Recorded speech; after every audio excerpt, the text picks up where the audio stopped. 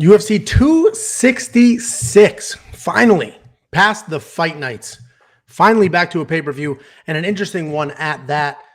Nick Diaz made weight, 185 and a half pounds. The fight was originally supposed to be 170.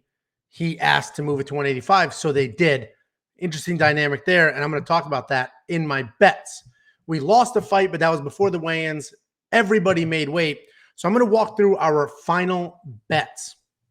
I've got a couple plays here. Jacob's got a bunch of plays. I'm going to walk through all of them. Before I do, go to wewantpicks.com/bets. We have promo offers and deposit matches for everybody, no matter what type of bettor you are. We have wild prop bet partners. We have easy-to-use customer service partners.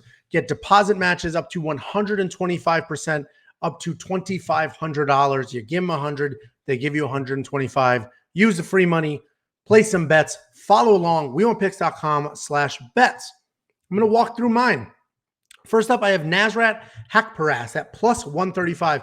I have 2 units on that. I hit that twice, separate times. I hit it, then I felt good about it the next day and hit it again. Listen, at the end of the day, Nasrat and Dan Hooker, it's going to be an awesome fight. They're both dominant strikers. They're going to go at it. This bet is for Nasrat's power and Dan Hooker's damage. That dude has taken some damage. He has been in some all-time exciting wars, and the problem is it's just taken years off of his life.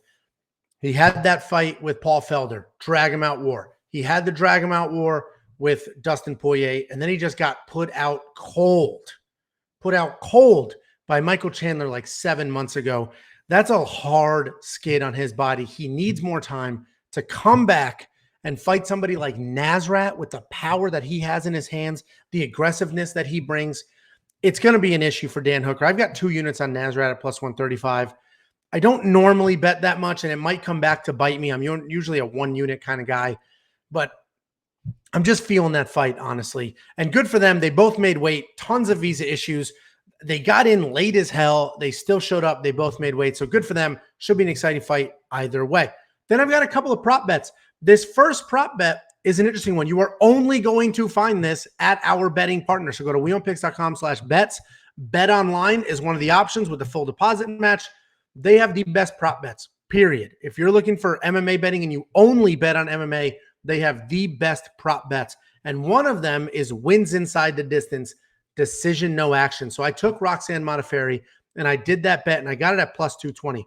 What that means is if Roxanne Modafferi wins by stoppage, let's say she pulls off a Hail Mary submission or somehow a TKO, I will get paid at plus 220. So I'll more than double my money. If it goes to a decision and she loses a bad decision, she's pummeled bell to bell, loses a decision, I get a refund. No bet. I get a refund. I get my money back. No big deal. And I took that. I put 1 unit on it because at the end of the day, Roxanne's probably going to lose this fight. But she's not going to get stopped. I mean, she is very, very hard to stop. She doesn't put anybody away and she doesn't get put away. She hasn't been put away in a very, very long time. She's not like fighting a world champion jiu-jitsu who's going to catch her. So at the end of the day, Roxanne will just sort of slug her way to a finish, or sorry, to a decision, not get finished. But if she does pull one off, we go back to the Macy Barber fight. Let's say she pulls something off, I'll get paid on that. So I took that. I will likely not make any money on that, but not lose it either. I love those safe prop bets. And there's other ones as well, but I love this one specifically. Next up, I have Shevchenko Murphy over 2.5 rounds. That's at minus 142. So it's not the best odds, but listen, Shevchenko's a killer. One of the most dominant champions of all time, one of the most skilled fighters of all time in any division. But Lauren Murphy's tough as hell. Never been finished. Been in a ton of fights against all sorts of levels of competition. She's really tough. She's not going to win. She doesn't have the skill set to pull this off. I mean, her path would be to be grindy and just somehow hold Shevchenko against the cage and just use that strength and size and keep her there. I don't see that happening, but either way, Lauren Murphy will survive. I don't know if she's going to go 5 rounds, but I'm very confident with over 2.5 rounds. So I put 1 unit on that.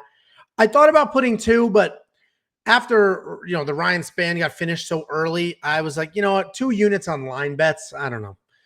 Then I have Robbie Lawler wins inside the distance. And if you watch my breakdown video, I picked Nick Diaz to win.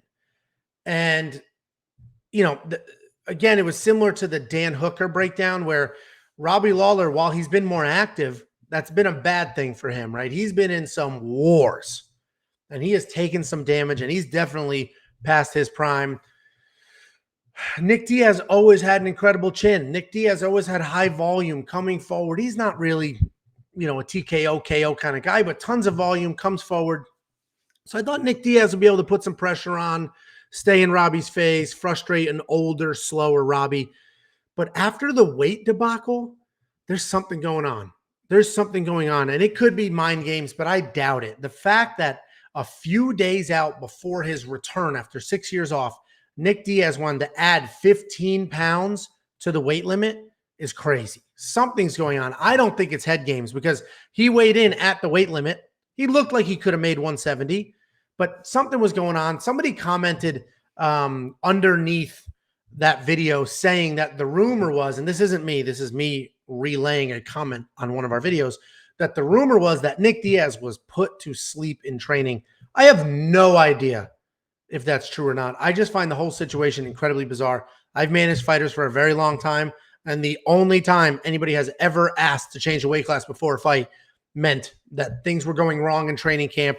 They were too heavy, not doing the right things, whatever it is. Nick Diaz looked like absolute filth earlier in the week. So I just don't have much confidence in Nick Diaz anymore. He may come out there and his volume is still something impressive. He could put some pressure on. All of those other things still may ring true, but I definitely don't have enough confidence to put money on him to win. But I grabbed Robbie Lawler at plus 215. You could get the exact same Robbie Lawler bet that I did for Roxanne. Robbie Lawler wins inside the distance, but a decision is no action. And I think it was like plus 120. So it's still plus money. So again, if Robbie Lawler goes through decision and loses, you get a refund. No big deal. If he wins by stoppage, you'd get plus 120. I just figured I'd go all for it. Wins inside the distance, plus 215. I put a unit on that. And the last is I have a parlay between two guys that I'm very, very confident will win to get myself some better odds. I have Merab Dvalishvili and Chris Daukaus. I smashed them together, put them in a parlay, and I got plus 104. I put 2 units on that because I'm very confident that those two will win. I even have a $100 bet against somebody in the comment section that said Daukaus was going to get KO'd or TKO'd in the second, the third. So I just did a straight money line bet with him. So I got $100.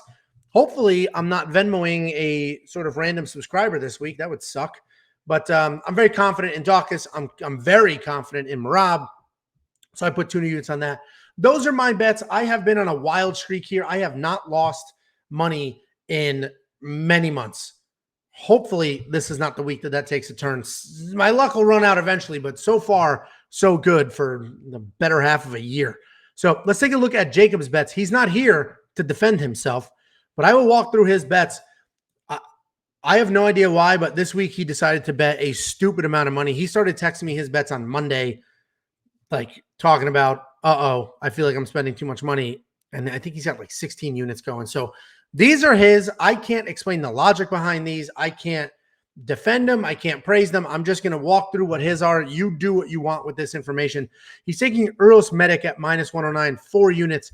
When I tell you he's obsessed with Uros and very confident in Medic and like one of his favorite fighters, the 4 units will tell you that.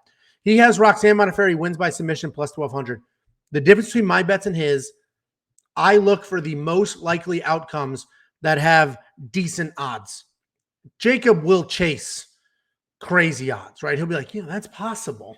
That is possible. And you know what? If Roxanne Modafferi does win by submission, Jacob is going to get paid plus 1,200, and I'm only going to get paid plus 200. But if she gets pummeled and loses a decision, as she probably will, Jacob loses a unit, and I get a refund. And that's just, different approach, right? Different strokes for different folks. He has Daukaus wins inside a distance, minus 105, 1 full unit. I actually kind of like that one quite a bit, but I've got so much money on Daukaus at this point. I don't want to jinx it by putting even more. He's got Lawler Diaz does not go the distance, plus 105, 2 units on that. Listen, after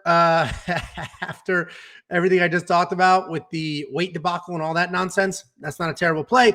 He's got Valentina Shevchenko wins by KO, TKO in the first 3 rounds, I don't like those personally because while Shevchenko is dominant, I just talked about Lauren Murphy, how tough she is.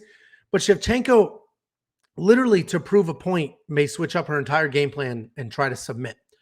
Then he has Lawler wins by KO, TKO. He grabbed the rounds, and that's probably a better bet than what I did because he's got plus 1,200, plus 1,400, plus 1,600. And if we go up to me, I've got plus 215 to win anyway inside the distance. Reality is he's probably not going to get a submission. So, I go straight and safe.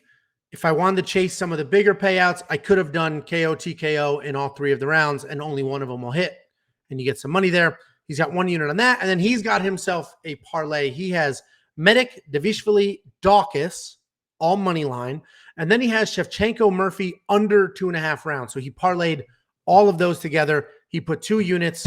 I forgot to put the odds up here. Let me tell you what those odds are. And you can see he likes to chase some of these big, exciting payouts. And the odds on that are plus 2,055. Plus 2,055 on his parlay.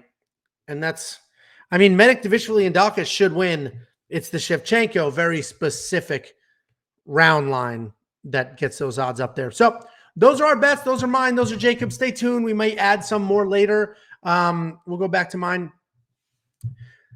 It's an interesting week. I'm very confident in a lot of the fights. I'm very confident in a lot of the picks, but the odds makers are on to a lot of it. So I'm not getting amazing odds. So I kept my betting to a minimum. I'm probably going to do a little more on monkey knife fights than I normally do, but check that video out. wewantpicks.com/bets. We have promos galore. There is free money everywhere. Even if you don't bet on UFC, but you want to bet on basketball and baseball, football season kicked off, grab the free money from the betting partners, bet on all of that. You'll thank us for the free money later. wewantpicks.com/bets. I'll see you on Saturday.